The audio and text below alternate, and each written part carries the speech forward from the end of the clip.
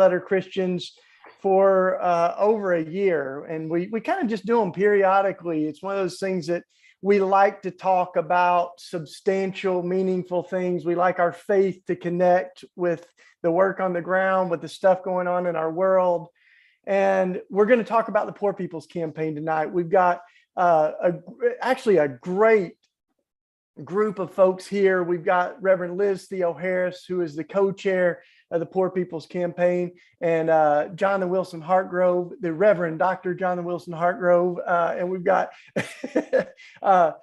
Philip from the Common Hymnal and Jackie Harris from Common Hymnal. They're going to bring us some music. It's going to be a powerful night, y'all.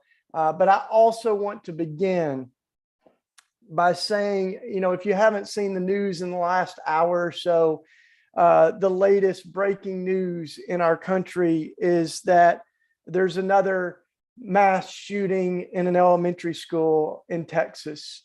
And this was, I believe, 2nd through 4th grade. 14 kids were killed. 1 teacher was killed, and there's others that are in critical condition. One of the worst mass shootings in a school in our country. And it's the latest reminder that after Sandy Hook, a lot of people said never again, and we've let it happen again and again and again. The shooter in this incident is an 18-year-old, the same age as 10 days ago, the shooter in Buffalo. And last year, Texas loosened its gun laws even more to allow 18-year-olds who can't even rent a car or drink a beer to own guns in Texas. And it's also a reminder that these shootings, as horrific as they are, these mass shootings are less than 1% of our gun deaths in our country. There are hundreds and hundreds of people, children, older folks that are dying every single day in our country. And last year, in 2021, gun violence became the #1 cause of death of all children in America. #1. For years, it's been the #1 cause of death of African-American kids, who are 10 times more likely to die than white kids. But last year, it became the largest cause of death of all of our kids in this country. And it's a reminder, too, that the United States is alone as an outlier. I mean, every country in the world has people who are racist, people who have mental health struggles, folks that have a propensity to violence. But what's unique about America is we allow everyone easy access to guns with almost no regulations or restrictions. And when sinful people can grab a gun so easily and do so much damage, this is on all of us, right? It really is. To say that, I mean, I think it's an absolute lie to say that all that we can do is pray. And we can pray right now. But then we can also honor the lives that have been lost in Texas today by taking action to end gun violence.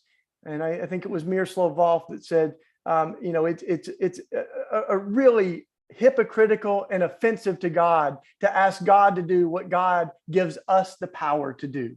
So we might be waiting on God to do something about gun violence, but I think God is waiting on us to do something about gun violence. So let's take a moment of silence. We don't know all of their names yet, and some of them are still in intensive care, being flown to San Antonio by helicopters. But let's remember this little community, like 15,000 people in this little community about 2 hours from San Antonio, Uvalde. The 14 children that were killed today in that school. The teacher, the parents,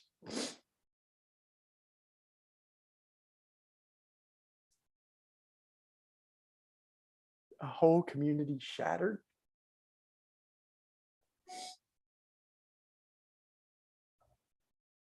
And let's pray that God would give us the courage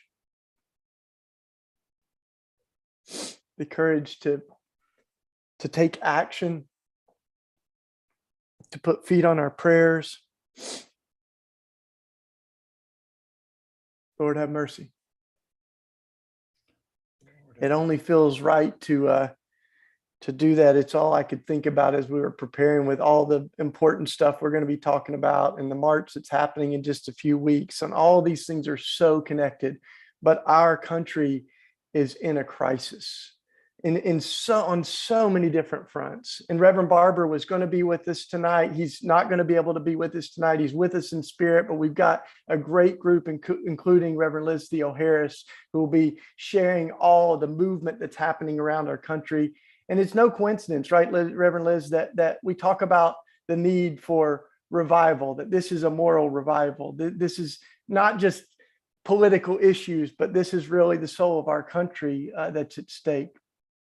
So we're going to talk about that. But to kick us off, we actually have a song called The Revival that's by Common Hymnal. I'm going to kick it over to my brother Phil to introduce this song. And thank you for all the beautiful music and art you're creating for the movement, man. Tell us a little bit about Common Hymnal, but then introduce this song that we're going to hear, brother. Yeah, man, it's an honor to be here. My name's Philip Joubert, for those who don't know me, and I am a collaborator with Common Hymnal. Common Hymnal is a living virtual library of songs and art that is designed to bring the concept to life of worship with a social conscience. So that's the goal and the vision behind what we do, that we would worship God, but that we would worship God in a way that doesn't just cause us to lift our hands and feel fuzzy feelings, but also causes us to do something about the society that we live in as Jesus has commanded us to do. And so that's the kind of the heart and the vision behind what we do. And there's many of us all over the place. Whenever somebody asks who's in Common Hymnal or who's out, it's a very hard question to answer, because really it's not about who's in and who's out. It's just who's collaborating, who's contributing, and that is an international effort that's happened. So it's a really it's really been an amazing thing for me to be a part of. And one of the things that we were doing is we were starting to create music, and a lot of times we create music around what's going on in the culture and in the world and just what's inspiring at the time. And so that's how this piece came about, this piece called The Revival. The Revival was inspired by Gil Scott-Heron's The Revolution Will Not Be Televised. So for those of you who are familiar with that powerful piece, that piece spoke to me in the fall of 2020 as I was thinking about what it was like in the summer of 2020 in the heat of so much civic unrest, and as we were starting to really have a real conversation about racism in the country that hadn't happened for so many and so long. It started to feel like as we started to get towards the election season that conversation was starting to like die down or calm down. And I said, this doesn't need to calm down. This isn't supposed to be a fad. We're in the midst of a real revolution, and the language changed from revolution to revival, and that's kind of where this piece came from. And so it's saying we are in need desperately of revival. It's right in line with everything we're talking about tonight, and that's what this piece is. We actually got permission from Gil Scott-Heron's estate to do this work and to make this happen. So it was a real miracle, the entirety of it coming together. So really excited about you guys being able to share this with you today.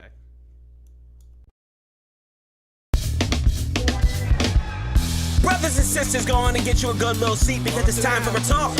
And grab an ice cube while you're at it, because it's tea, it's about to get really hot. See, it's a lot of y'all that prayed for something big to happen. You shouted and cried and ran around pleading with heaven to give us something amazing. And now amazing is starting to look more and more within our grasp. But wait, it doesn't look like what you expected. It's not popular like we anticipated, but maybe that's the point. Maybe we didn't need another big moment. Maybe we'll get something better. Maybe we'll get revival instead. The revival we're looking for. It's not a social media sensation. It's a weighty social transformation. But let me be abundantly clear. If revival comes, it will not come cheap. It will not come quietly, and it will not go viral. Let me say that again. It will not come cheap. It will not come quietly. Revival will not go viral. This will not be trending, and it won't trend within your algorithmic timelines. We don't need more viral, we need revival. Revival will not have a banner ad, an unboxing, a review, or a reaction video. It will not come with a subscription service. The revival will not be premium content. We don't need more viral, we need revival. Because we're not talking about something as trivial as clicks or shares. What we're talking about is a genuine move of God, and genuine means messy, and messy is bad for branding. You can't sell genuine. You can't read it off a teleprompter. You can't shove it in a super PAC. This will not be loyal to a party. There will be no covert sponsorship from the Democrats. It will have nothing to do with Republicans. You will not be able to pander or promise positions of power, but hold no prospects for politicians or pastors for that matter. So please, put your phone down, sir or ma'am. This revival will not go viral. This revival will not build your subscriber base. It will not get you 15% off your first week with our special promo code. There will not be a reality show spinoff or a Netflix special. The revival will not be monetized. Revival is not profitable. Therefore, it is not for sale. We don't need more viral. We need revival. You won't DM your way into a move like this. There will be no who you knowing or good old boy in your spot. This is not about popularity or success, but truth. Keep your convenient signs and hashtagable catchphrases to repeat. You won't get over it in 3 months. No campaign will distract you from it. No bullet can gun it down. The revival is bulletproof. We don't need more viral. We need revival. I can't tell you when the revival will come, but I can tell you it's happening now. I see it in the reconstruction of faith apart from political binaries. I see it in the liberated songwriters who want more from their lyrics than karaoke at camps and conferences. I can't tell you what it will look like in detail, but I can tell you what it will sound like, what it will smell like. It'll sound like immortal footsteps walking through water hoses and lynch mobs. It'll sound like that look from your grandmama that set you straight when you got out of line. It'll sound like when your cousin came home from doing time. It'll sound like old school high church on a hardwood floor. It'll sound like the rumblings of dissatisfaction with the way things have been. It'll smell like initiative and excellence. It'll smell like independence and ownership. It'll smell like a table set before us in the presence of our enemies. What you know about freedom, young brother? What you know about what it costs, my sister? We need to know, fam. We need to know, because the revival has a weight to it, and you're gonna have to carry that thing. It's going with you wherever you take it. So you're gonna have to take it where Brother Malcolm couldn't take it, where Auntie Rosa couldn't take it. You're gonna have to take it to your kids. Revival has generational implications, so get ready to get your hands dirty. The revival will be on the ground. It will be in your house. It will be bold in the best way. It will answer prayers from generations gone by. We don't need more viral. The revival will not go viral, but it will go forward. You best believe that. Ooh, glory. Whew. I got the chill bumps. I've heard that thing like so many times, man. Every time it just shatters me. This is what it smells like. This is what it sounds like. Ooh, Reverend Liz, it seems clear that it's not just going to be Twitter that changes the world, or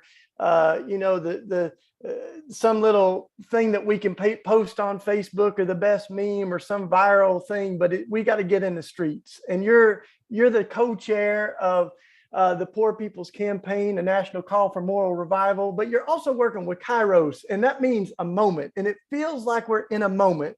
Tell us about what you're seeing, and even this, every single day, it feels like you can't even keep track of it all. So what is this Kairos moment we're talking about?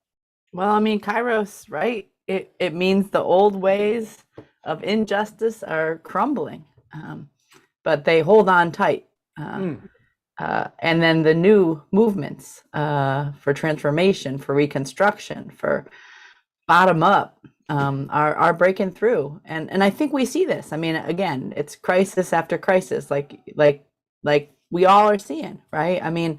Kids being killed, white supremacists going wild, the climate, actually on fire, and living in the richest country in human history, and having 140 million people who are poor, 52% of our kids.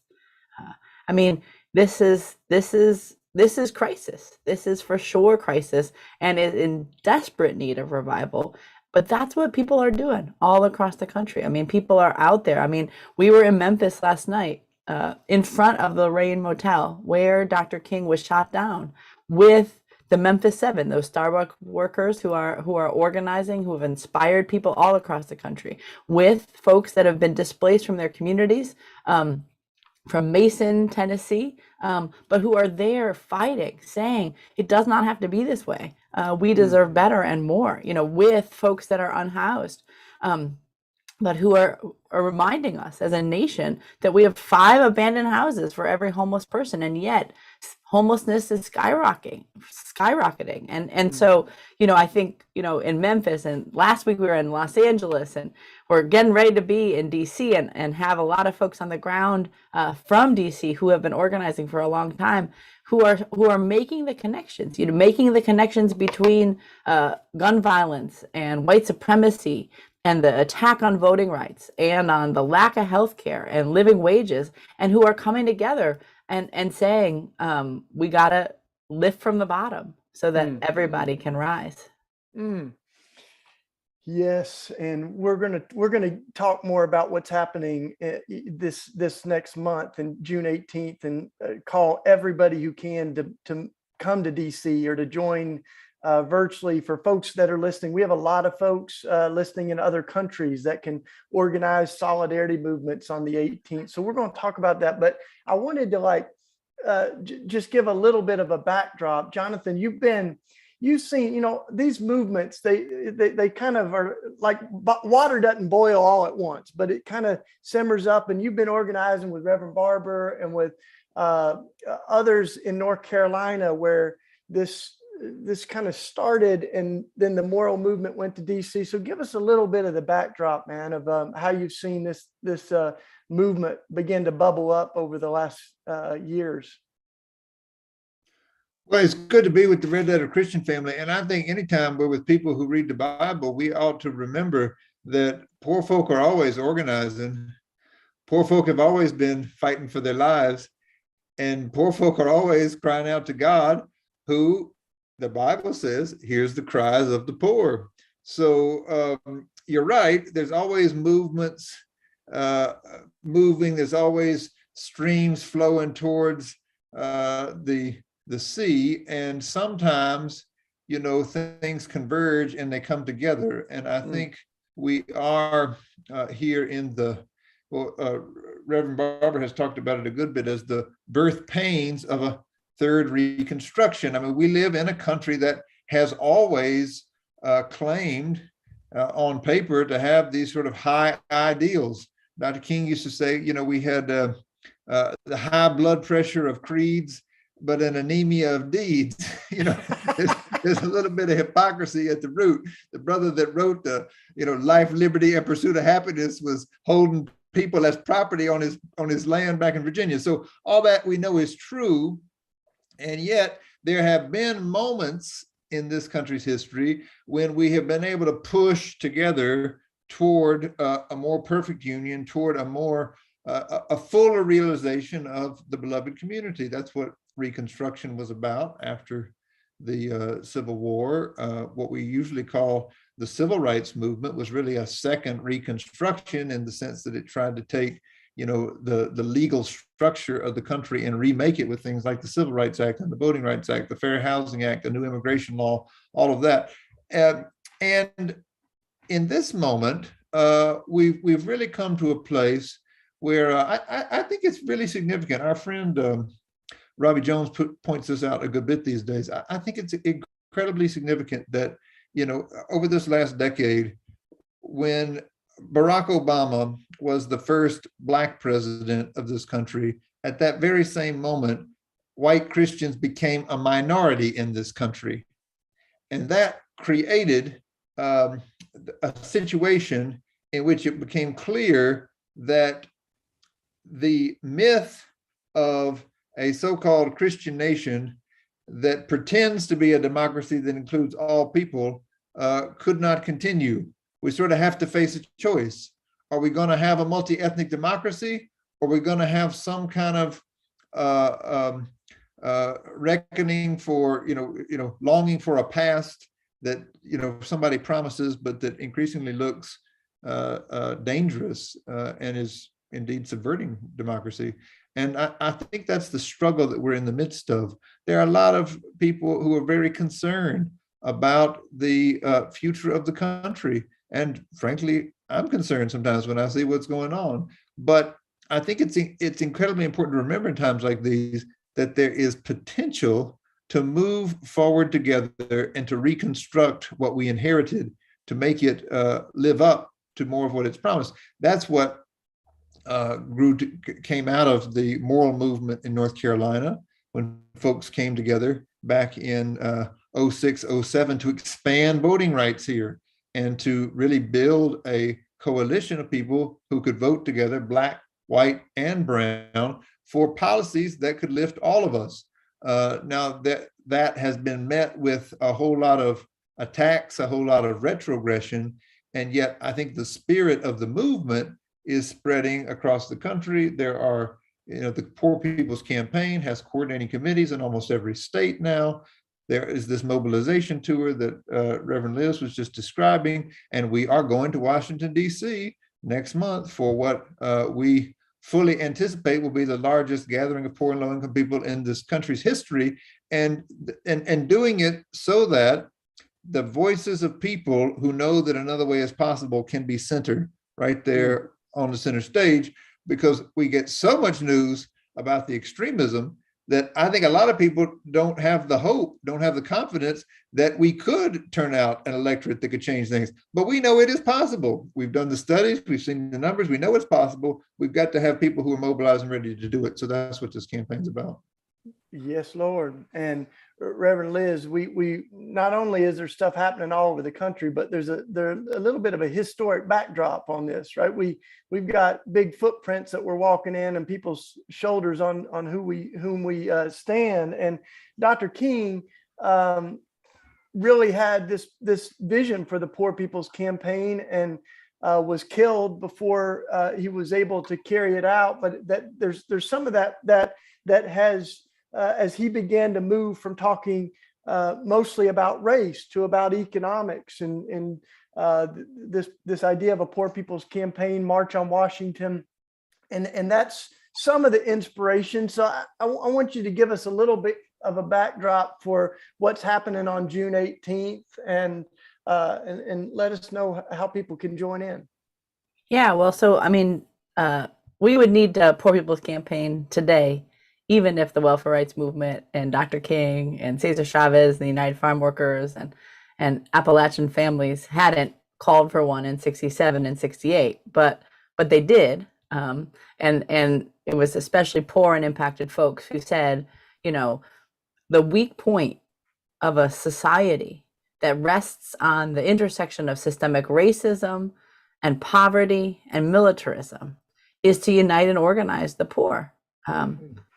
In this country, in connection to the poor across the world, and so that's exactly what we're doing. And it at that intersection of poverty, of racism, of militarism, and then we've had to add on because in 2022, we see who's being hurt first and worst by climate change is the poor, and we see this distorted narrative of Christian religious nationalism, a narrative that blames poor people, blames queer people, blames trans people, immigrants, people of color, women, for all of society's problems, pits us against each other, or at least tries to, trying to have us fight each other rather than band together, and then feeds us this lie that there isn't enough of scarcity, or this is as good as it gets, when we know, especially people of faith know, that there's more than enough, and that the only scarcity that there is a scarcity of political will to actually do what needs to be done, that the solutions that are at hand. And so, in the midst of folks before and folks today coming forward and saying, this Achilles heel of a system that is a death dealing system, that is one that as Dr. Barber says, has a death measurement, rather than one that's measuring the lives and prosperity of all all creation. This society that was okay before the pandemic hit, with 700 people dying a day from poverty.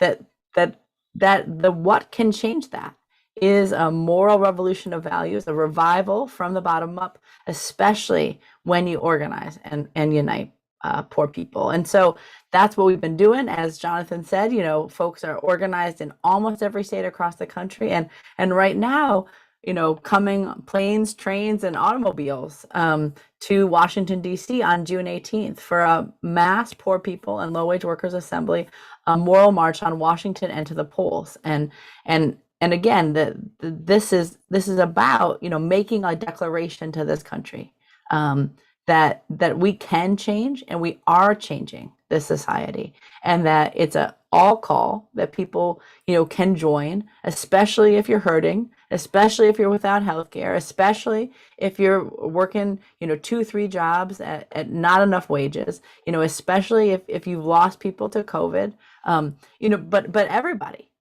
all the folk that are kind of hurt by this current system, you know, have a voice, have a political and moral agency, and can actually, as we look at history, it's those that are most impacted that have always led the charge, have always led movements, and have always helped to then come together, band together with people from all walks of life to be able to assert that everybody's got a right to live. And so that's what we're doing. That's the, you know, the legacy that we connect with, and that, you know, we have people on our steering committee, in our coordinating committees, that were a part of that 1968 Poor People's Campaign. We had 2 women that were marching with Dr. King, you know, speaking and calling people, saying, you know, if I can get there in my 80s and my 90s, you know, can't you? And can't you bring everybody you know? And, you know, there was a resounding yes in that crowd, both in person and online last night. And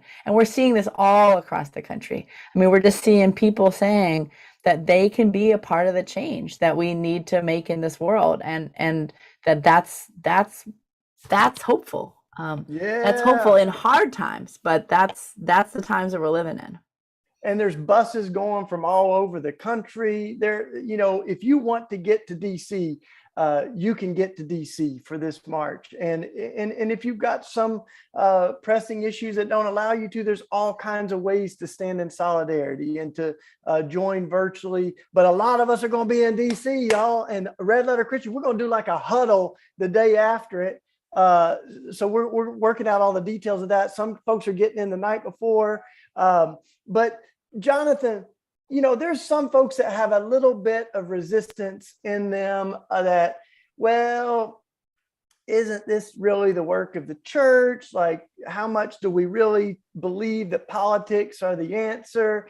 I got my anarchistic tendencies behind me, but what I've come to see is that what we are doing is we are standing with the people that Jesus blessed, the poor, those who are mourning, those who are crying out in the streets right now, we can't breathe, those who are being crushed by the systems.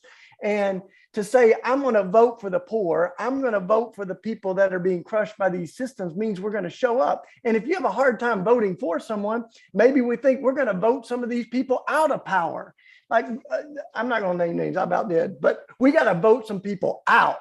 And to vote, you know, to say, I'm going to harness the principalities and powers. I'm going to stand up in the streets. I mean, that's what we're doing. But how do you tell me how? Because I know we've been friends a long time. I know all your backdrop of navigating the left and the right. Reverend Barber says a lot.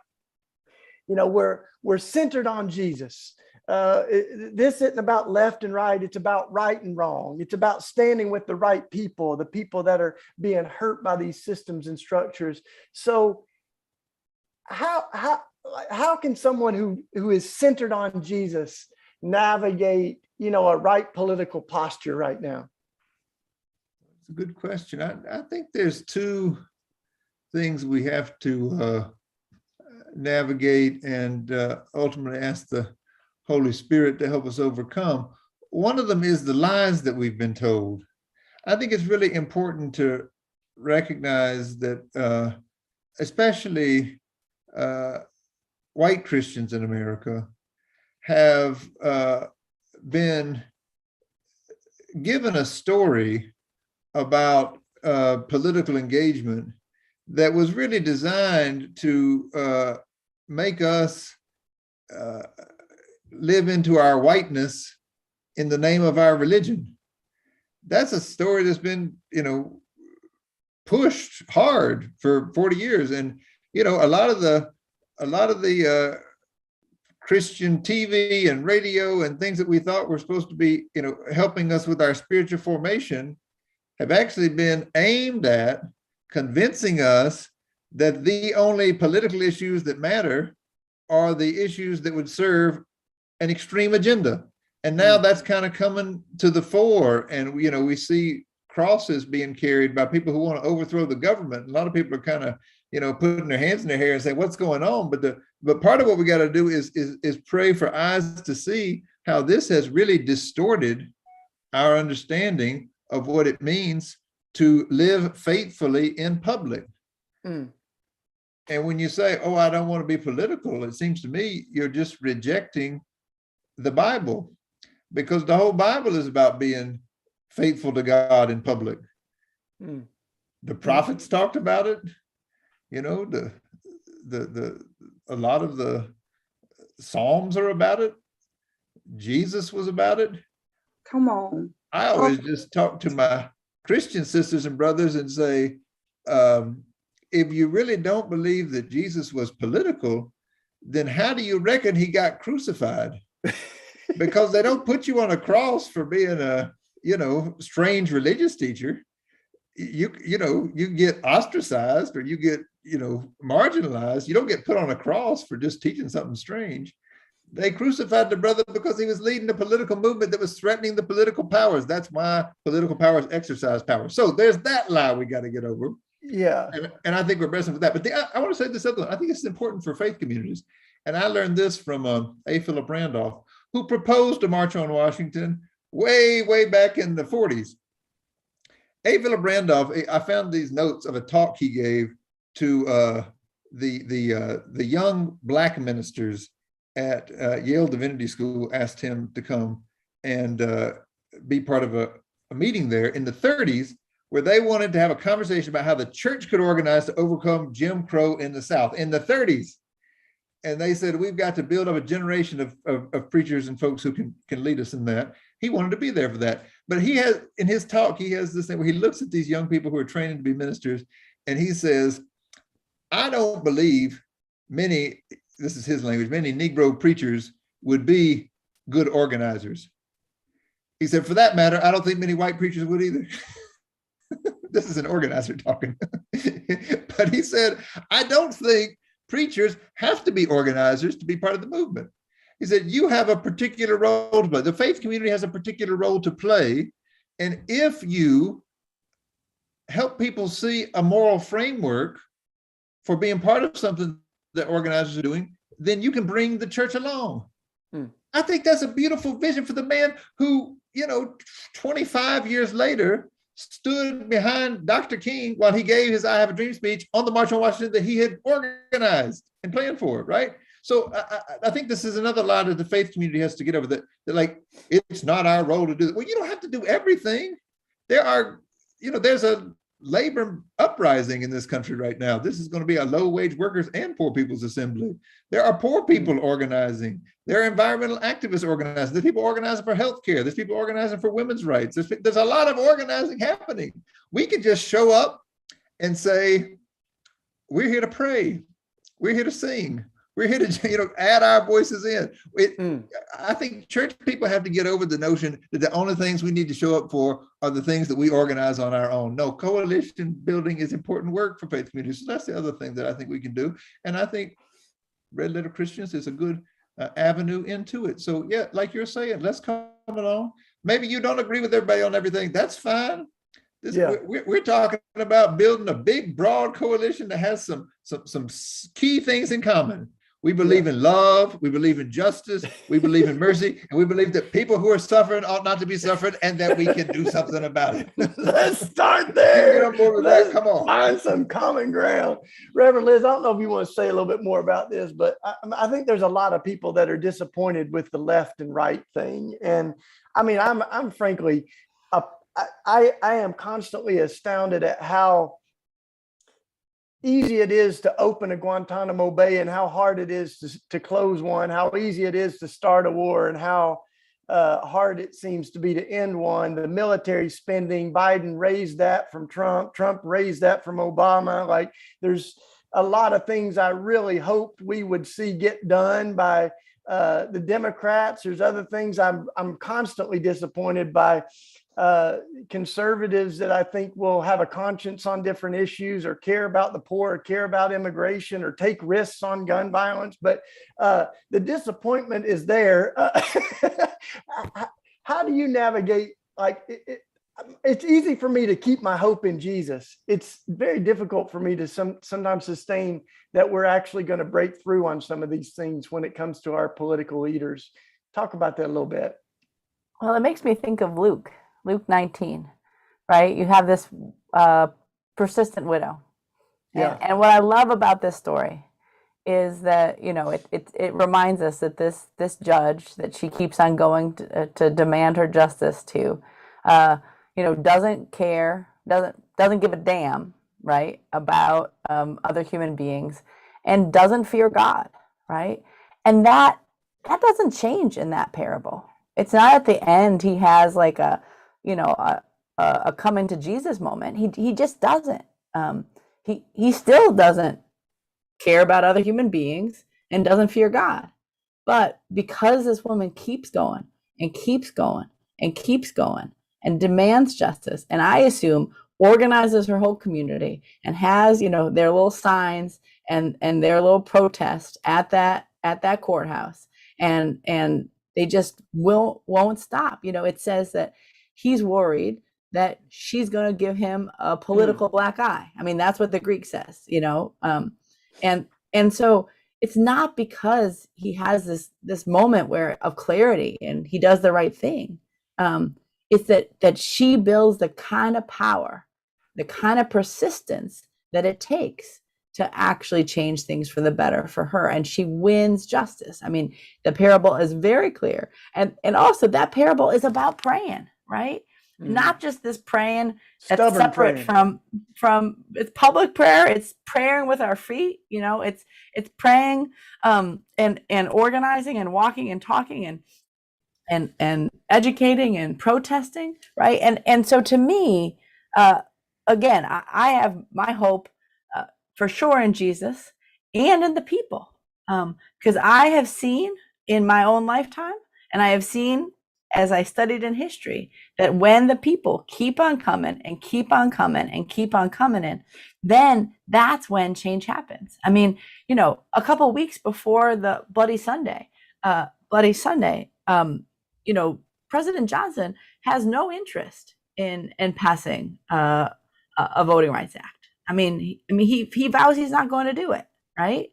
You know, and yet, and I'm not saying it takes death, but it takes persistence, and it takes organizing, and it takes witnessing to the kind of violence that's happening, and putting that in front of people. But from there, you know, folks will pledge a lot of things, and then those will change as the power of people builds. And so that's why we're going to convene and converge on Washington, D.C. on June 18th. Not that we think that a declaration of our power just that day is going to do it, but we're going to keep on coming back, and we're following the steps of nonviolent civil disobedience and direct action, right? We're letting our demands be heard. We're making it known what the issues are, but also what the solutions are. They're there. And I think that, again, if we go back to that parable of that persistent widow, it's not that the politician, you know, sees the error in his ways and comes and does the right thing. It's that when the people organize, we can compel, as Dr. King says, those in powers who may be desirous of saying no to say yes, right? And that's it. I hear it. I think what you're saying is before this campaign fails, we're all going down in jail. Everybody's got a right to live. Right. You know, as I think of Dr. King, I want to say to folks listening, because I hear a lot of folks say that this is a hard issue, you know, that people, whether it's gun violence or whatever, like we need Christians to welcome, you know, immigrants and homeless folks, but that's different from public policy. I think we really got to challenge ourselves to say it can be both, right? Like Dr. King knew that. People constantly said, you're getting too political. And what Dr. King would say is like, God changes hearts, but people change laws. And we need both. We no law, no matter how good our laws are, you can't legislate love. You can't, a law can't make someone who's racist not racist. But as Dr. King said, a law can make it harder for someone to kill me. It may not make them love me, but it can make it harder for them to kill me. And so there is heart change. That's why we need a revival. We need a spiritual awakening. We need, as Reverend Barber says, we need to be the folks that shock people's hearts back to love and to life and compassion again. Meanwhile, just like in the civil rights movement, we needed policy change. We needed people to be able to go to the same schools and swim in the same swimming pools and have the same rights and the same dignity, the ability to vote, their humanity fully recognized. So these are not like either ors. We can have heart change and we can have social change and policy change. Jonathan, you want to chime in on this? Like, I think of that King quote that the church is meant to be the conscience of the nation, but we've been anything but that right now. I mean, we've often been silent or even complicit on a lot of these things. And we got some work to do when it comes to the church being the conscience of our society, wouldn't you say? Well, yeah. And, you know, it's been my experience that people can debate this around and act like it's very complicated. But if you spend a little time with some Christian people who knew people who lived in a country where the government said that other people could own them. I mean, I'm a member of a Baptist church where Deacon McCrae, when he was living, he died a couple of years ago, but when Deacon McCrae was living, he got up every Black History Month and shared with the little children and everybody else the stories that his grandmother told him when he was growing up about being in slavery. When you have that kind of experience and you understand that you would belong to someone else if the laws of the country had not changed, it seems to me it's not very confusing, you know, whether laws make a difference. I think, and there are issues that are equally so. This campaign is talking about whether everyone should have access to health care.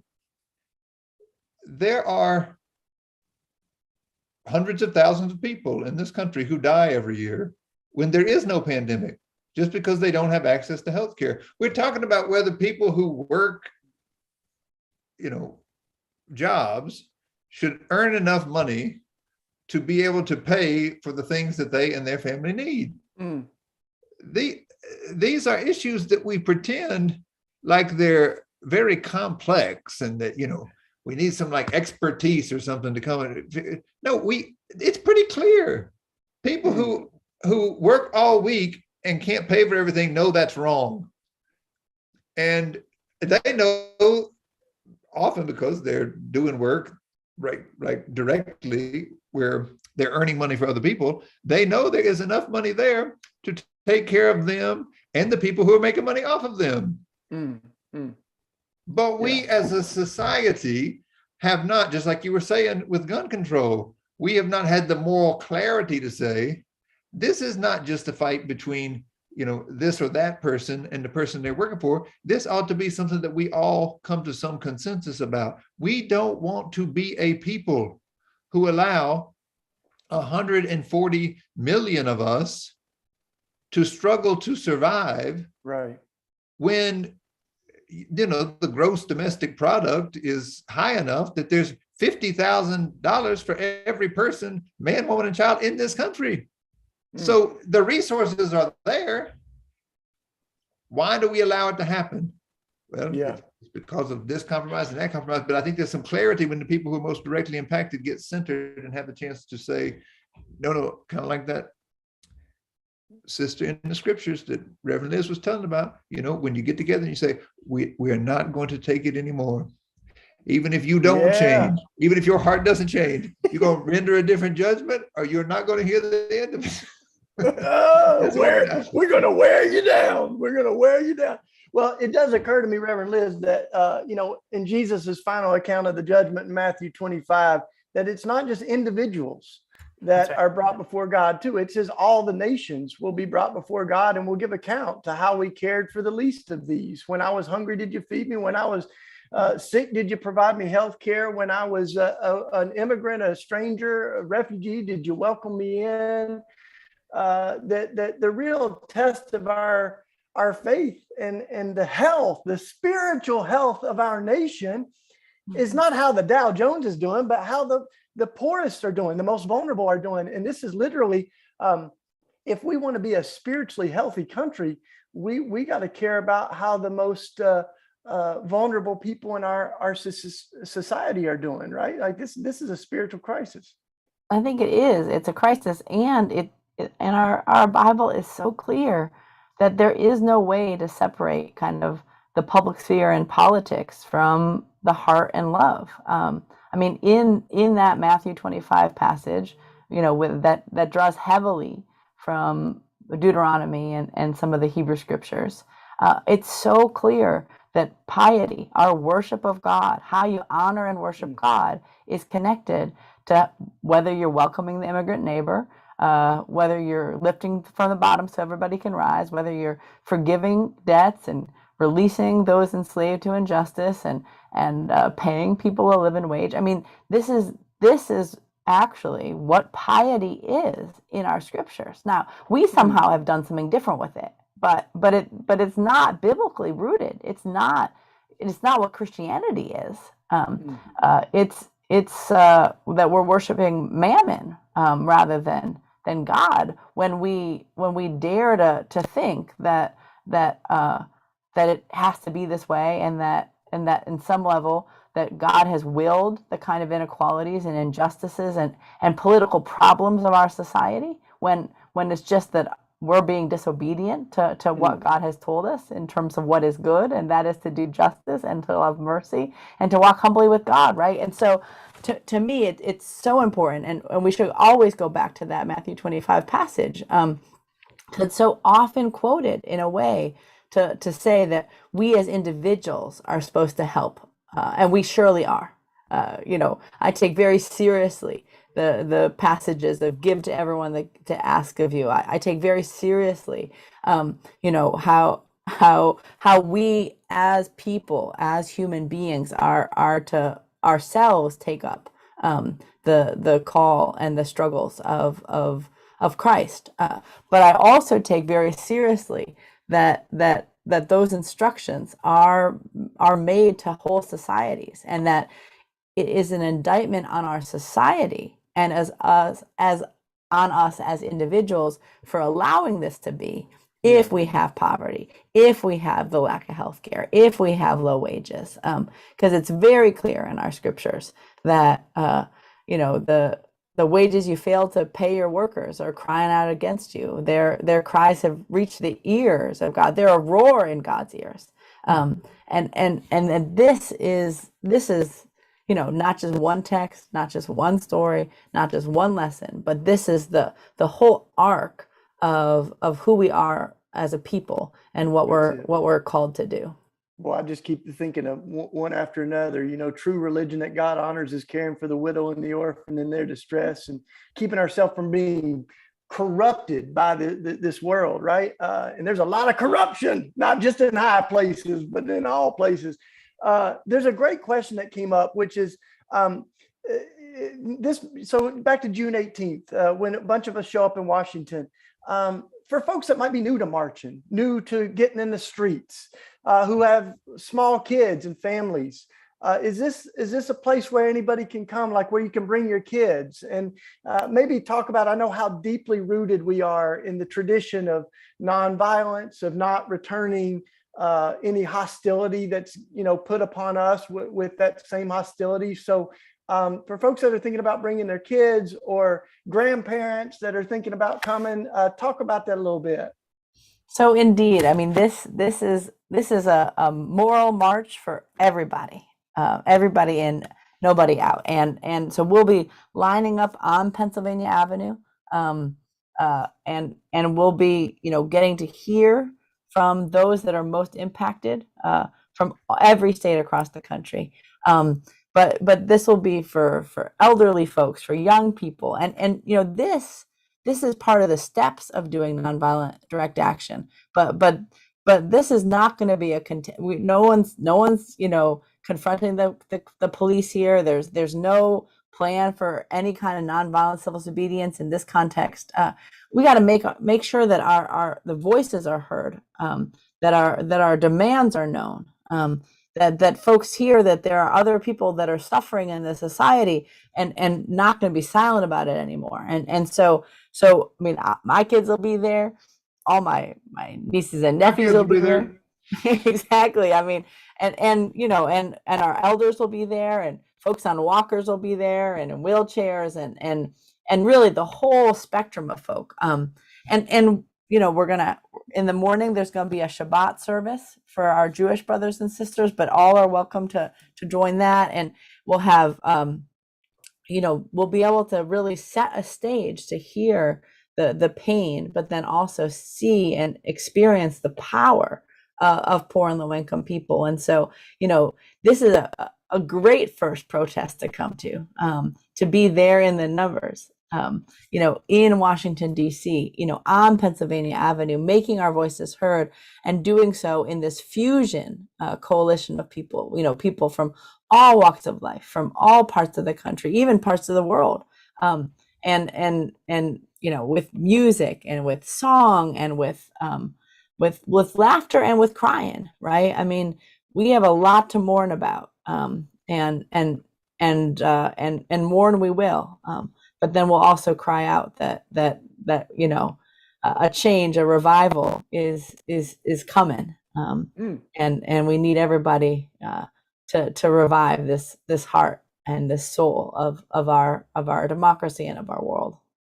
Beautiful. One of the things I Jonathan, love the most, go ahead, man. When we were there in 2018 for a march on Washington, is a lot of us rode buses and caravans up there, and when we got off on the metro, went down underground, and when we got to the the platform where you wait for the train, there was so many of us who were going to the march that we were singing in the metro, and it was all echoing through the tube down there.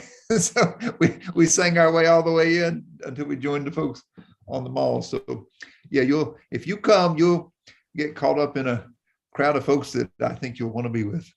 There's a good spirit about it. And I think of that scripture, y'all, in Romans, where it says the whole creation is groaning in the pains of childbirth. And it really does feel like we're in a moment right now where there is a lot of groaning. In Texas right now, in Buffalo, and poor and low income communities around the country, rural, urban, all over our country, there is a groaning for, and I think a real sense that it doesn't have to be this way, right? Like we're allowing something to exist that doesn't need to be. And the whole point of faith is believing despite the evidence, right? Is believing that things can be different. So let's name it and claim it, y'all. And we're going to take that one back. So this is what I want to do. I'm going to we're going to come back to you, Liz, for closing words and a prayer. And then we got a great song to end with. Our sister Jackie Harris is going to close us out with a common hymnal song, but just a couple things on the horizon.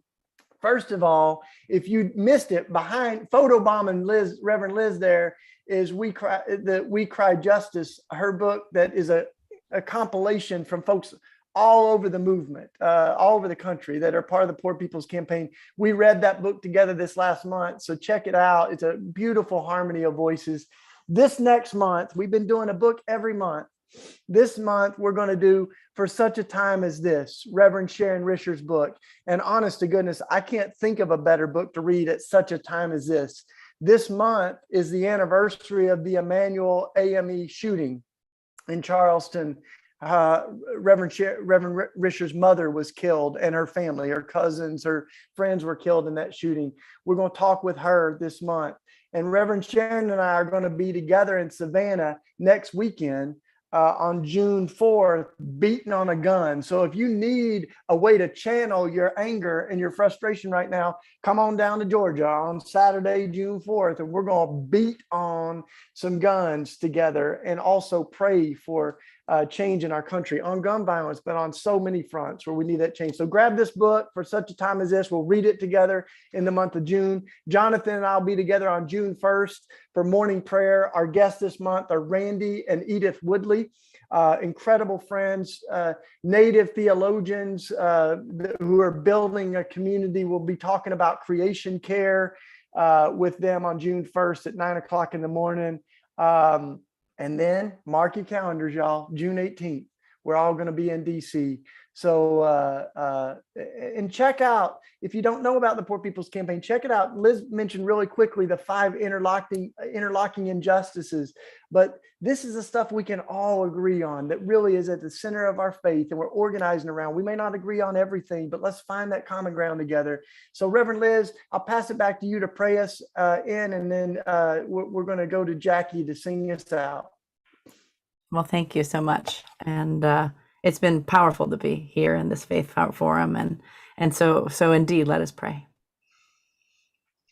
God of justice and love, we thank you for bringing us together. We thank you for inspiring us with the hope of what your reign of justice could be, and with giving us the courage and the strength to help make it so. God, holy God, walk with us as we cry for peace, cry for understanding, and cry for justice. In your many names we pray. Amen. Amen. Thanks, Reverend Liz. We love you. We'll be praying with you, and Reverend Barbara, as you, I'm sure, having some late nights getting ready, and we'll all be with you in DC. Jackie, Sister Jackie, send us out singing. Tell us about this song we're going to hear together. This song is called How Much Longer, and it's a song that was birthed out of Common Hymnal, just a heart cry, honestly, as Liz was speaking on earlier, a heart cry unto God, a lament in many ways. What I love about the song is that it puts into words what we feel about the movement, about our faith, about justice, about all of the injustice that's happening. And so I feel like it just fills in the spaces. It hits that nail right on the head about that tension that you feel, that pain, that sorrow, and that need to communicate and connect with God in song and worship. And so I believe we have a video that will be being played just in case the recording.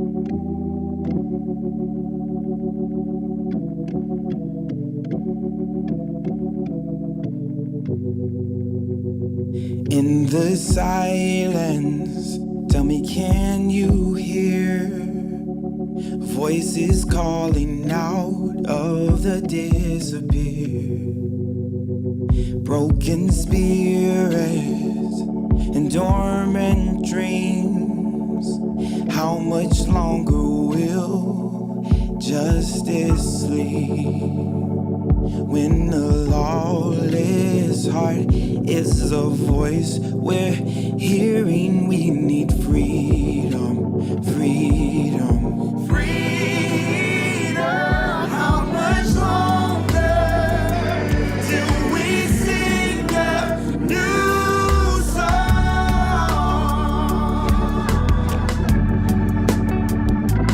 How much longer?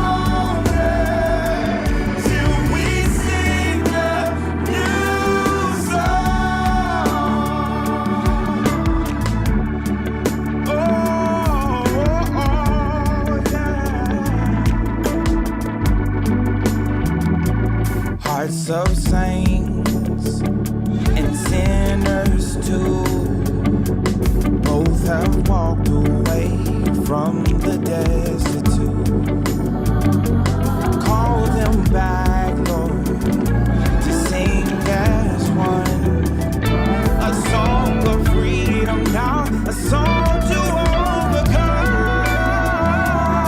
in a lonely song is the voice we're hearing. We need freedom, freedom, freedom.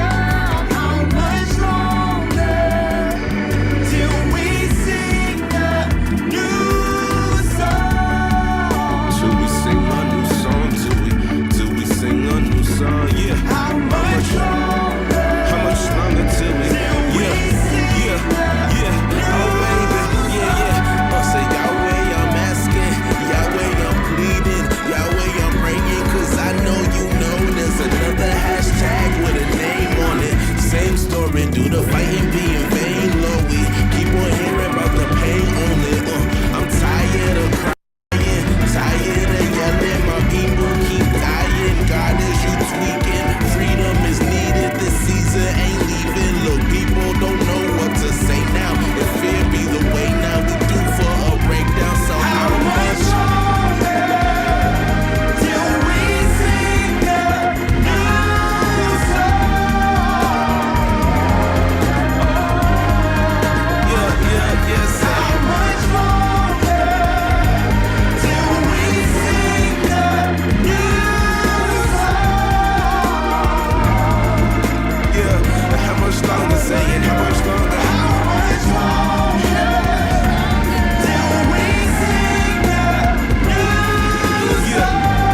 Yahweh, I'm asking, Yahweh, I'm reading, Yahweh, I'm praying. How much longer till we sing a new song?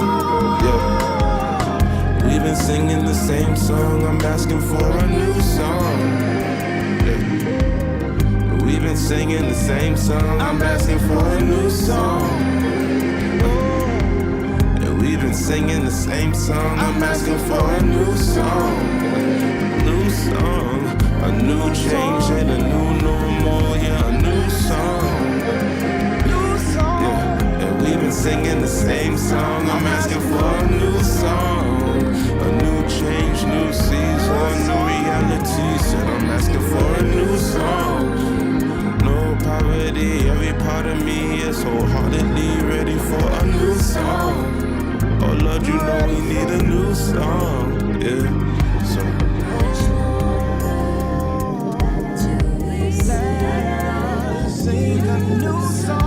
we've been singing the same song, I'm asking for a new song. A new change and a new normal, yeah, a new song. Yeah, and we've been singing the same song, I'm asking for a new song. Yeah.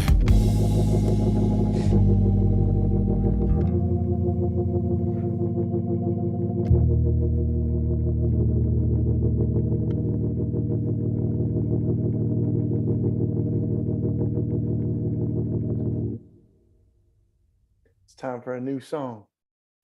We've been singing the same old song for way too long. Thank you, Jackie. Thanks.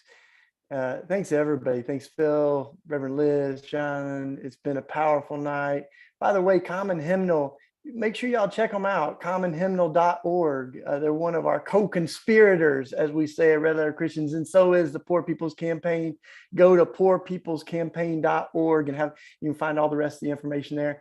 And y'all, we're always trying to do as much as we can for free, but if you want to give a donation to Red Letter Christians, we try to share it the best we can and show some love to all the folks like the people who are here tonight. So go to redletterchristians.org and give what you can. But even if you don't have anything to give, but your heart and your passion, your art, your love, show up in the streets on June 18th and keep showing up online. We're going to keep organizing. Love y'all. Have a good night. We'll see you soon.